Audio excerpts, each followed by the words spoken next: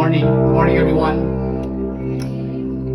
Pakibati po yung katabi nyo ngayong umaga. Isang magandang umaga, isang magandang gising. We welcome you to our 11 a.m. service. This is Victory North Avenue.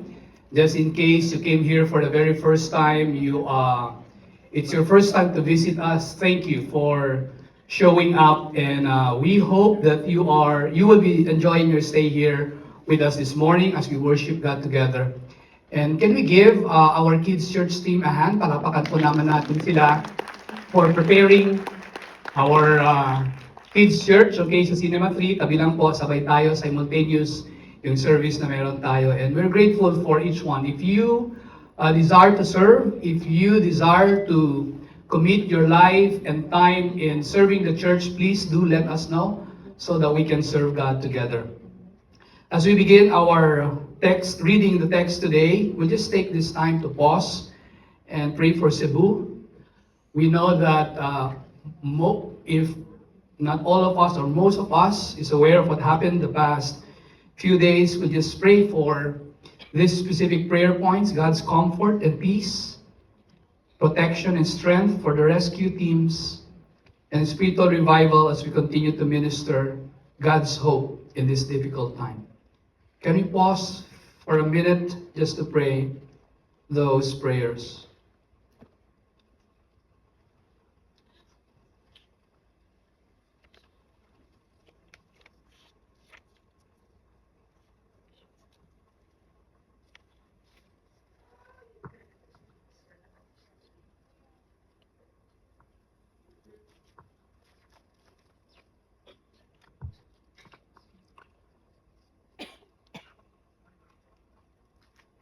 Let your comfort, God, peace,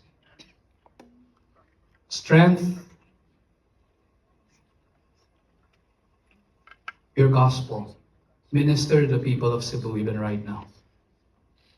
We lift up to your friends or relatives, those people we know. I pray, Lord, as they grieve, show them that you are the hope. Some of them lost their properties and their lives. Lord, bring comfort to those who are in need of comfort. We stand with them today. We ask that you will show up and minister to them. In Jesus' name we pray. Amen.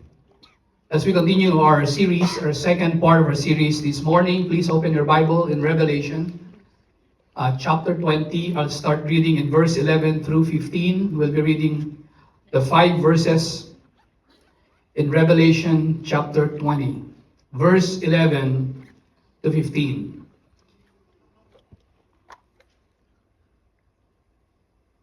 Then I saw a great white throne, and him who was seated on it.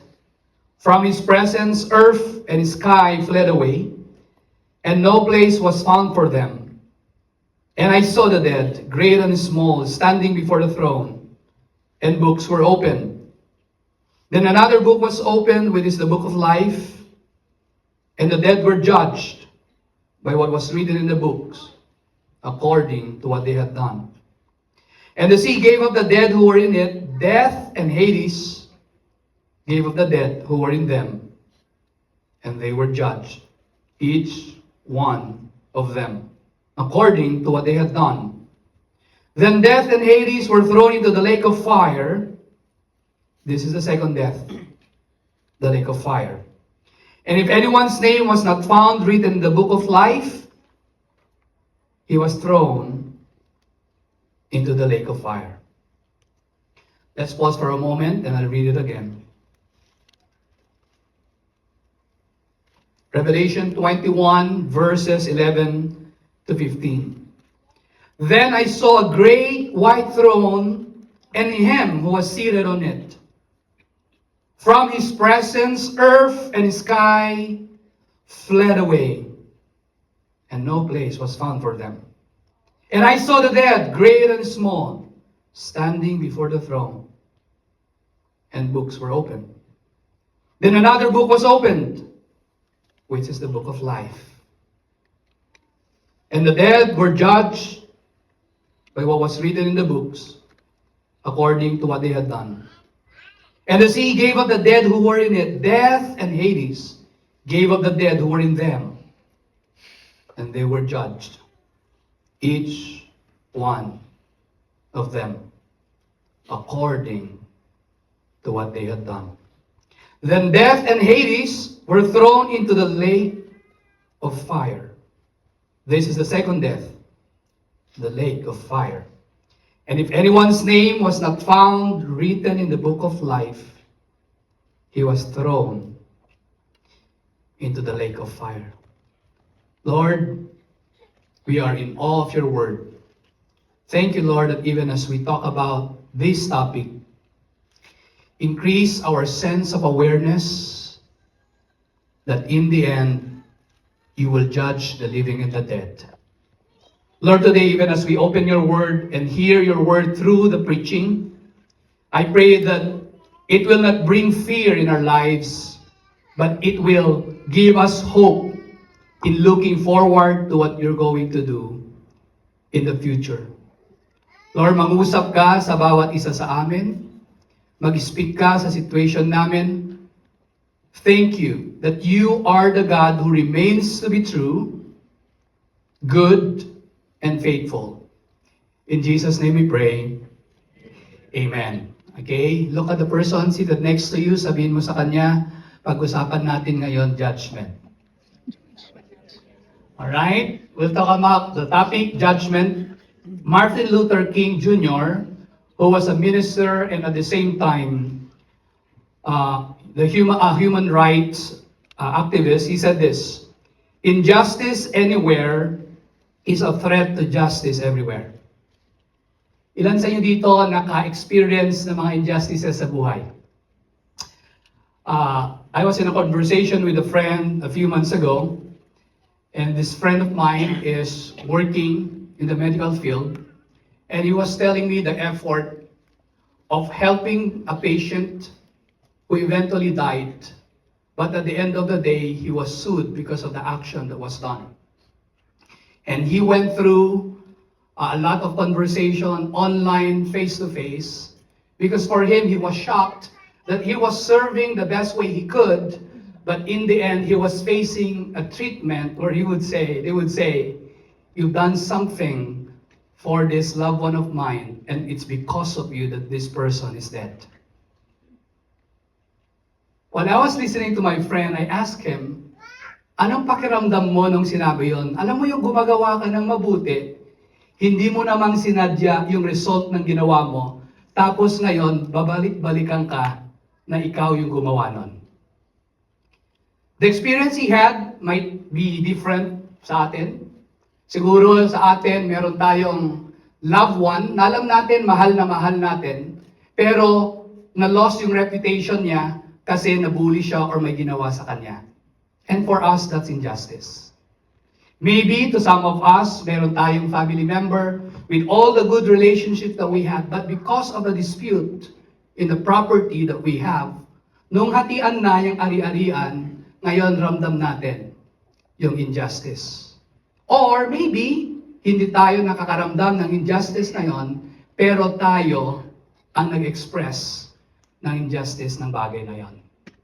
Or you are in your workplace, you've been doing your job, you have integrity, you've been honest, you've been respecting people, but at the end of the day, the kind of promotion that you're supposed to have, what was given to someone who's not honest, who's always disrespectful.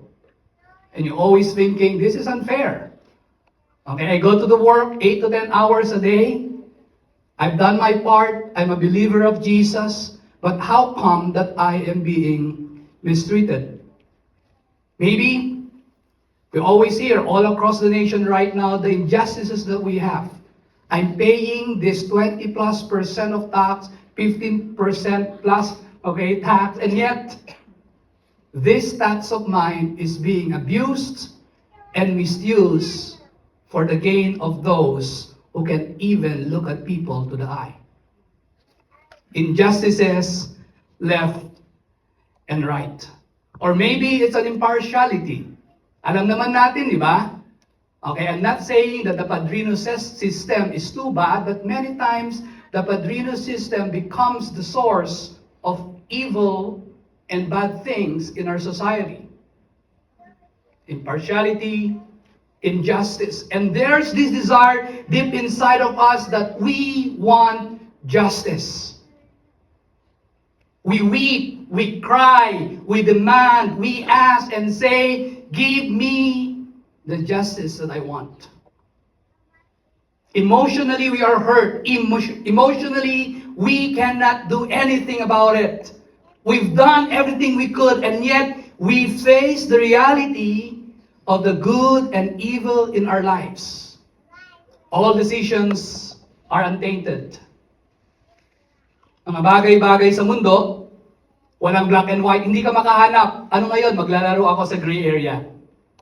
But we want what's black. We want what's white. But many times we cannot navigate. Is this the life that God has for me?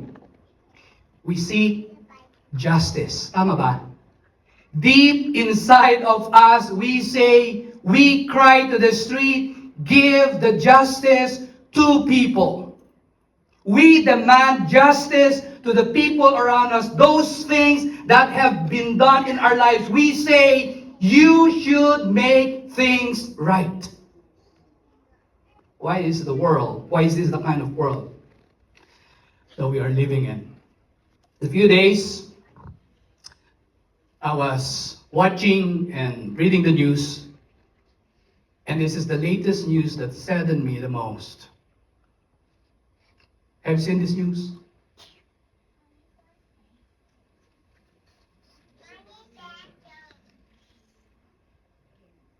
I was on pause and asked God, Lord, with all the efforts left and right,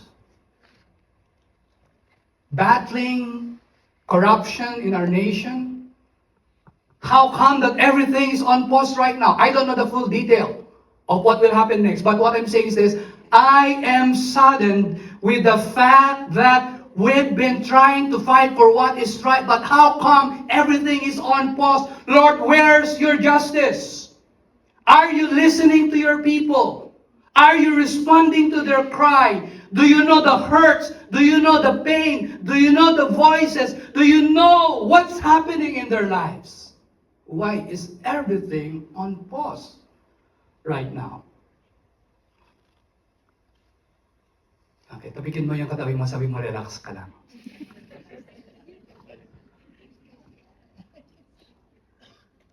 What gives us hope with everything that's happening? Two words, God judges. Can you say that? God judges. The first week, we've been talking about the wedding, and we talk about the feasting, the celebration that we'll be having with God forever. And this time, we'll be talking about the courtroom. In the wedding, we talk about worship. In the courtroom, we'll talk about justice. Ang tanong ngayon, ano yung nakita ni John? What did John see, okay, when he was writing verses 11 to 15? Now, I need to make some claims here. Before the verses, you can see there that Satan was already defeated. Okay? We're just zooming in to a specific text. Okay? And from this text, we know the specific context so that we know how to apply it in our lives on how we are going to respond despite the injustices in the world today. The first thing that John saw was this: a great white throne. Can you say a great white throne? When you talk about the throne, it's a symbol with political connotations representing the true source of power and authority in the world over the false claims to the throne. If you are saying that a person is seated on the government, it means about a person seated on the government, a specific position, he is not just sitting on a position, he is claiming power. But the great white throne that was mentioned here was that it's a great white throne that represents the true source of supernatural power. It is a supernatural power, not a limited one. It is beyond the natural. It is not bounded. It's supernatural power. It's not just limited, but it is an eternal authority. Hindi siya authority na nangyayari at meron lang every 4 years or 6 years. It's authority that happens from the beginning of time to the end of time. It is a reflection of supernatural power and eternal authority. And it continues, it says there, the sky and the sea will flee away. The earth and sky will fled away, fled away. What does that mean? It means that there is the dissolution of everything material and corrupt in the presence of God as judge. In short, wala nang corrupt kapag si God nag-judge sa mundo in the future. There is a dissolution of evil. There is a dissolution of fear. There is a dissolution of deceit. There is a dissolution of corruption during that time, because the moment the presence of God will come, He will judge the earth, and He's declaring, I have the supernatural power. I have the eternal authority in your life, in the people across the world. It means there would be a divine justice. Can you say divine justice? It is not a human justice. Because human justice has loopholes. Human justice are filled with shortcuts. Human justice are more of hocus pocus. But in the justice of God, He will be declaring no more injustice. Corruption will end, evil will end, and I will be reigning with righteousness forever. Can you say divine? Kaya minsan pag binabasa natin, sobrang paulit-ulit. Books, Book of Life. May repetition doon. 5 verses lang yun, ha? Okay? Books, Book of Life. Bakit niya sinulat yon? Kapag pinag-usapan natin yung Book of Life, those are the records of the redeemed believers of Jesus. Ilan siya dito, you believe in Jesus? If you believe in Jesus today, it says there that your name will be written, was written in the Book of Life. But if you don't believe in Jesus, it says here, you're not in the Book of Life. The books and the Book of Life. The deed of the dead were judged because God is good and great and righteous. In short, yung mga records ni God, documented. Documented. Makikita yon.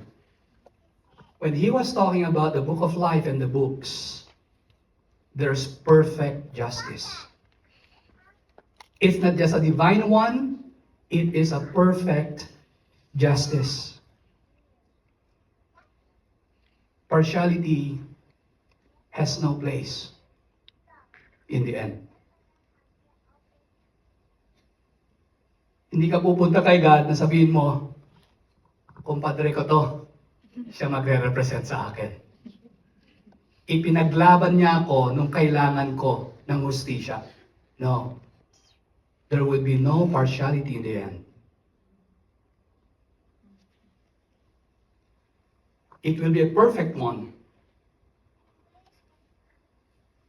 Justice no longer depends on those people who are in position. Justice no longer on those people who have the power here on earth. Justice is no longer dependent on the amount of resources you amass. No matter how many resources you amass today, if you will be facing the justice of God, it will be a perfect one. You will be judged by how you amass and what you amassed. Perfect. It will not be biased. It will not be preferential. God, Preference ko Usap muna tayo. It's perfect. Divine and perfect. Ano pa yung paulit-ulit? Can you say death and Hades? Yung capital D na yun, hindi small d. Death and Hades. Ano pa yung ulit? The lake of fire. When you talk about these words, it's the final and eternal state of judgment. Sinabi sa nasulat, the death and Hades will be thrown into the lake of fire. Death, the big D, it controls us. It destroys us. It destructs the way we live now. But it says there, this death will be thrown into the lake of fire. It will be the death of the death. Can you say that? It will be the death of the death. Satan is not just only defeated, but the death will be defeated. You will be living with God forever. You'll be with Him forever. It means don't be on this point. Okay? It will not be limited. There will be life forever with God. Ibig sabihin lang nun, the self-serving will no longer survive. If a person lives his life here on earth, serving himself, what's with me, what's in me, what I want, what I desire, it will be a complete justice. Can you say complete? There would be no devouring of someone's resources. There would be no stealing of someone's reputation, because it will be a complete justice. God's justice is divine, perfect, and complete. Some of you are thinking, tayo pang sinulat si God, bakit tayo nag-focus dito? We're inviting you in our talk on October 11, The Future Hope, okay? I will flash on the screen. Please take note of this. Please take a photo, okay? And you can sign up if you want to participate and to understand more about the expansive explanation about the end times, okay? Hinga konti tayo. Okay. Second, okay, the great white throne. The second one, the dead, great and small before the throne. Yung sinabi niyang great and small, hindi yun height Okay. Ibig sabihin nun, all people. Can you say all people? All people. Believers, non-believers. Kung estudyante ka, even yung classmate mo na wala dito ngayon. Okay? Yung kapitbahay mo na busy-busy ngayon, okay, sa place nila. All believers. All unbelievers. All people. And this will be the truth. God records, remembers, and rewards. God records, He remembers, and He rewards. God's justice is not just divine, it's not just perfect, it's not just complete, but we know there is a God who records, who remembers, and who rewards. In short, everyone will face death and judgment. Okay, tapikin mo yung natutulong mo kasama, sabihin mo, kasama tayo doon.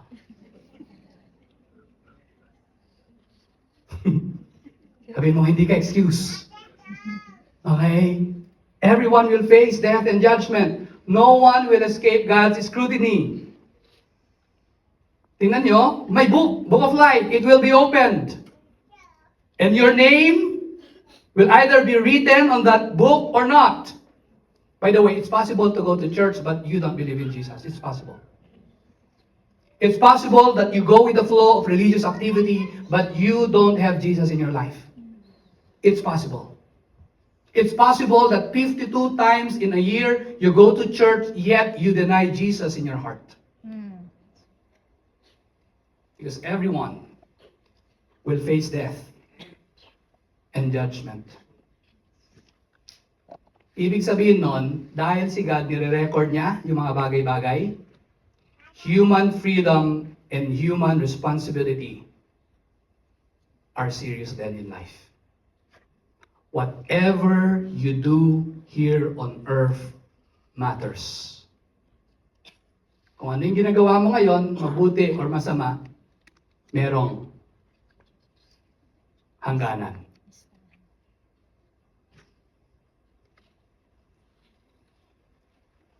Believers will be judged. Now, you will be judged not because it's a question of you go to heaven or hell. It will be a question of the good works that you do. Settled yun. The moment you put your faith in Jesus, you'll be with Him forever. But we will also be judged with the things that we do before God. Remember, works cannot save us. But God's work in Christ Jesus is the only source of our salvation. Because in Jesus, God became man in Him and through Him, living the life that we should have lived, died the death that we should have died in our place. Who died on the cross, who rose again. And whoever puts his or her faith in Jesus will experience forgiveness of sin and will experience eternal life. When you say everyone will face death and judgment, we are ultimately responsible for what we do. We will be judged by our work. Second, the judgment of God validates the gospel and vindicates the faithful. Sa inyo ngayon nakahinga, Lord, buti na lang, may vindication. But first, it validates the gospel. Ibig sabihin, yung judgment na yon, it will highlight that the gospel is the justice of God that demands payment. But this gospel was accomplished by the work of Christ that brought freedom, that brought forgiveness to the guilt of our sin that separate us from Him. The gospel validates, or the judgment of God validates the gospel. Sabi ni Rice Brooks in his book, The Human Right, the human heart is the source of injustice, and the gospel is the only real solution. More than us thinking about the injustices around us, there's also injustice in our hearts. That injustice in your heart brings injustices to your classroom. That injustice in your heart brings conflict to your workplace. That injustice in your heart, it destroys relationships. That injustice in your heart, it will destroy society. That injustice can only be dealt by the gospel. Lastly, the judgment of God confronts human self-rule and comforts the believers. Before I'll talk about that, the last one. Validates, and second, vindicates. It means God will clear you the moment we face Jesus or face Him because you have received the gospel. The judgment of God confronts human self-rule and comforts the believers. Because judgment is certain. Can you say that with me? Judgment is certain. Every decision will be laid bare and will be accounted for. We either let God rule our lives or choose our own path.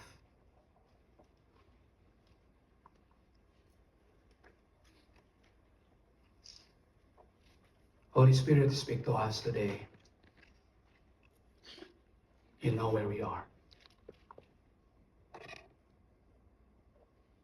We take and we embrace the seriousness of your message today.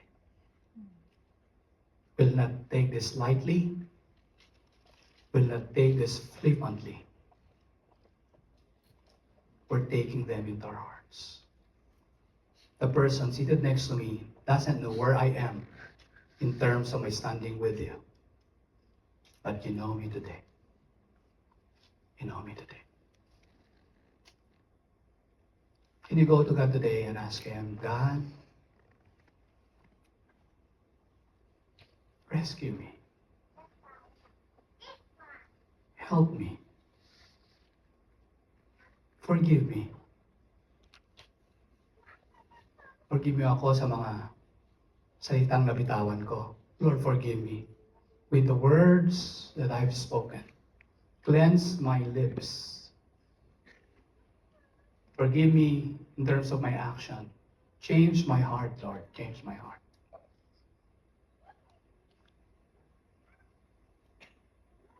Or if you're here, you don't know if you have a relationship with God or not. Sabihin mo sa Kanya, Jesus, I need you. Save me today. I want you. I desire for you. I long for you. Deal this heart of mine. Amen. Bigat, no? But that makes you hopeful. How are we going to live now knowing that God will judge in the future? Revelation 20 verse 11. Then I saw a great white throne and Him, can you say Him? Him. Who was seated on it. Jesus is the greatest security in the future judgment. Surrender your life to Jesus. That's your response. Surrender your life to Jesus. Secondly, challenge, Micah chapter 6 verse 8. Now that you experience the goodness of God in your life, it says there, do what is fair and just to your neighbor. Be compassionate and loyal in your love. And don't take yourself too seriously. Take God seriously. God judges. And that's our greatest hope. That's my greatest hope. Because I am with Jesus. Can I invite everyone to please stand? We'll be singing this song. Lord, meet us as we sing this song together. You're bringing healthy fear in our lives. The justice of God through the gospel makes us secure. Because that's true and real in our lives. We express our worship. We express our gratitude. We express our joy. We express our thankfulness, saying, thank you for saving us. Thank you for saving me. Thank you for changing me. Thank you for changing us. Thank you for redirecting our lives. Thank you for you are reordering our hearts. Everything is laid bare. Bring your healing. Bring your justice. Before we sing, some of you today, you're asking vindication.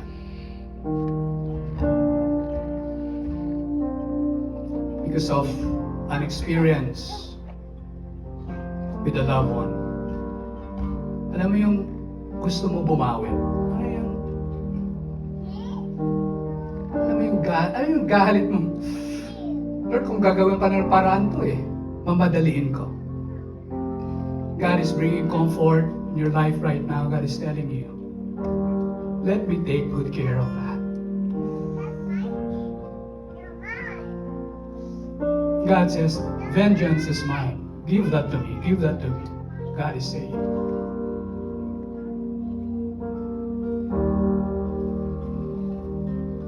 me just talk about this. I know I'll use the word trauma in just this sense of me ministering to you as your pastor. The trauma that you experience today, it's because of an injustice that was done by someone before.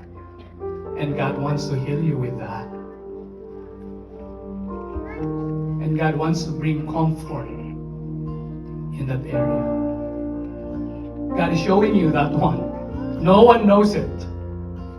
No one knows it. That has stolen your reputation. That has stolen your dignity. That has stolen your honor. Sabihin mo kay God, God, this one, heal me, God. Lord, set me free. Fight for me. Defend me. I need you. I want you. Okay, can we cry to God today? Ask Him, God, Lord, come. Do that, Lord. Do that. I weep. I cry. I grieve. I ask for that right now. Some of you, it's a burden for this nation.